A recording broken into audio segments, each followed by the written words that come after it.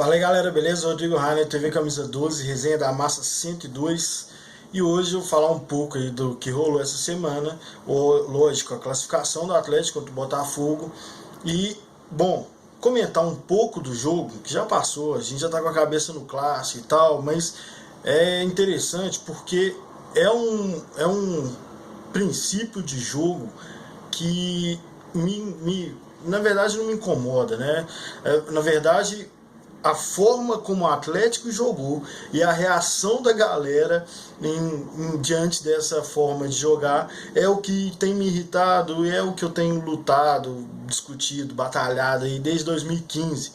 Né? Eu lembro exatamente de quando eu escrevi um texto depois do gol do Carioca contra o Colo-Colo na Libertadores de 2014, se não me engano, 2015 mesmo, se não me engano. Aí aquela brincadeira, né, de não é sofrido, não é galo, o Galo fazer gol de virada no último minuto e tal, não sei o que. E eu lá em 2015 escrevi que não achava graça mais naquilo, não é legal isso, não é bom que seja assim, né? Só é legal quando dá certo, só é legal igual quando foi em 2014, 2013 na Libertadores, 2015 até ali, naquele momento, na classificação, passando pela primeira fase, né, no aperto, com um gol achado, né, histórico, um chute fora da área no ângulo do Rafael Carioca, enfim, e isso só é legal quando dá certo. E aí eu vim esse tempo todo falando contra essas bobagens que vira tradição, nossa tradição é sofrer, se não é sofrido não é galo e tal. E aí agora em 2019 o Atlético no mata-mata contra o Botafogo consegue ganhar o primeiro jogo fora, né, e quebrar um tabu aí, que eu nunca tive medo do Botafogo, na minha opinião sempre foi Botafogo, passava por times péssimos do Atlético. Em 2014 desclassificou o Atlético, que estava com a cabeça lá na Libertadores, enfim e tal. Depois desclassificou o Atlético também meio que se fudendo para Sul-Americana, se não me engano, não tenho certeza, mas assim, quando o Botafogo não era um timaço e o Atlético péssimo, o Atlético não estava interessado nos outros campeonatos em que a gente saiu do Botafogo. Eu nunca achei que o Botafogo fosse um problema, e isso é honesto. Já falei isso no Camisa 12 várias vezes, nunca achei, sempre acho que é o Atlético que vacila. Ou o Atlético é muito ruim, que aí não tem mérito nenhum, o Botafogo bate em cachorro morto, igual foi em 2007, 2008, 2009. Ou então o Atlético vacila por deixar de lado o torneio, o campeonato, e o Botafogo sempre dá sorte de pegar o Atlético nesses momentos. Dessa vez foi diferente, o Atlético interessado, a torcida interessada na classificação da Sul-Americana. Eu acho, desde 2018, falei em 2018, falo de novo, o Atlético, a única chance de título por situação, né,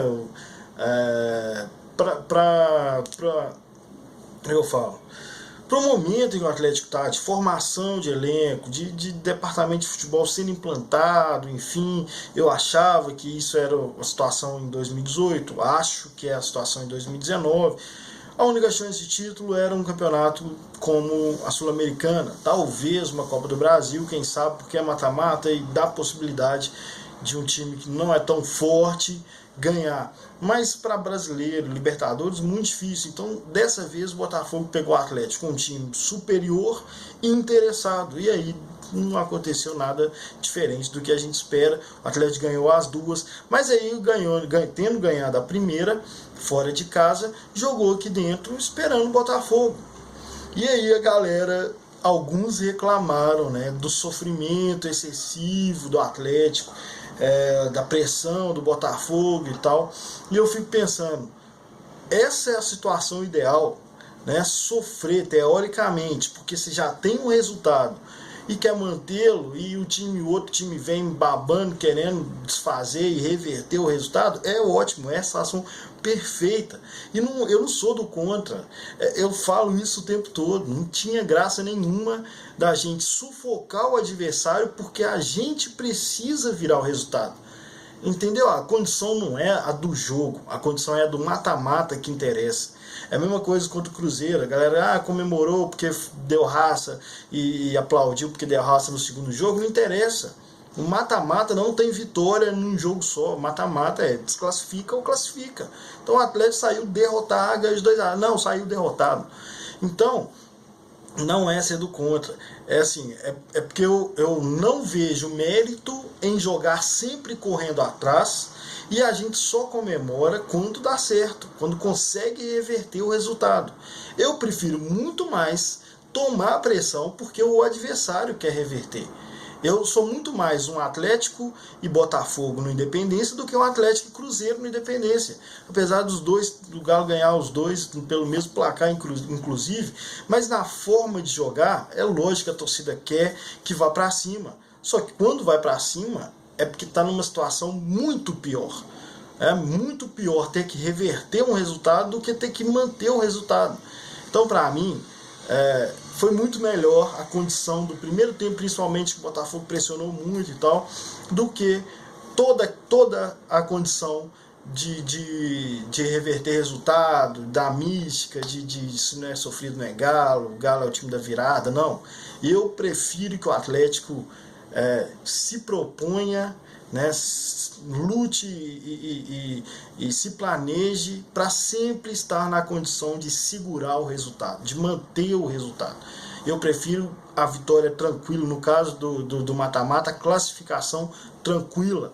Eu prefiro isso do que ter que ficar jogando na raça, na vontade, no abafa, porque está fudido com a corda no pescoço, precisando reverter resultado. Eu não vejo graça nenhuma nisso. Beleza? Então, assim, sobre o jogo, aí tem a questão do Vinícius. Eu até comentei na live do Fala Galo. Vinícius, na minha opinião, como camisa 10, não tem discussão sobre a habilidade do Casares em relação à do Vinícius. O Casares é muitíssimo superior. Mas ali no meio de campo, por onde a bola passa ou deveria passar toda hora, eu prefiro o Vinícius, porque ele é muito mais atento, ligado, ele entende qual é o jogo que ele está, ele entende a importância dele no jogo, ele participa muito mais do jogo. Então, mesmo que ele faça jogadas mais simples, não tão classe e habilidade, não sei o que, mas ele está sempre no jogo, ele está no jogo, e a bola tem que passar por ali toda hora, e que bom que ele tá aproveitando a chance. Agora, o Casares jogar pela direita, pelo lado, sempre jogou também, aí tudo bem, é ótimo que tenha também essa opção para ele, porque se fosse só a posição de camisa 10, para mim o Vinícius tinha que ser titular, mas pelo jeito o Rodrigo Santana já mostrou que dá para jogar com os dois. Ricardo Oliveira, Alejandro, já tem falado há muito tempo. Então, falar um pouco só do Di Santo, que é a contratação aí que a galera está discutindo. Eu acho que não precisava, porque eu acho que em má fase de jogador você resolve o problema dos jogadores, você não traz outro. Ah, tá em má fase, vou ter que comprar outro. Imagina, você vai ficar acumulando jogador ali, toda vez que tiver um jogador em má fase, você vai trazer outro. Não concordo com isso, para mim não é gestão, mas tudo bem, pensando para as próximas temporadas, tudo bem, vira o Di Santo. Os números dele não são bons, mas são números ruins na Europa. Os números dele aqui podem ser completamente diferentes, viu, gente? Tem um monte de exemplo desse. O próprio Gabigol era péssimo na Europa, era péssimo, não serviu, simplesmente não serviu para a Europa, e aqui está destruindo. Então, não estou comparando, não. Estou falando que os números dele na Europa não dizem o que ele vai fazer aqui no Brasil. Tá? E por último, agora só para fechar, eu quero falar do ódio no coração promovido pelo Rodrigo Santana, teoricamente, porque ele estava falando dos jogadores, e eu acho que não há outra forma de entrar para um clássico se não for desse jeito. Eu vi o Atlético em 2008, 2007 até, 2007 não, porque o Atlético era bem equilibrado, mas 2008, 2009, começo de 2010, eu vi o Atlético sofrer na mão do Cruzeiro, porque os jogadores odiavam o Galo. Além de ser muito melhor, o time do Cruzeiro odiava o Atlético. E aí depois, graças a Deus, 12, 13, 14, eu vi acontecer o contrário. O time do Atlético muito melhor e também odiando o Cruzeiro. E a gente viu como foi passar por cima deles em quase todos os clássicos.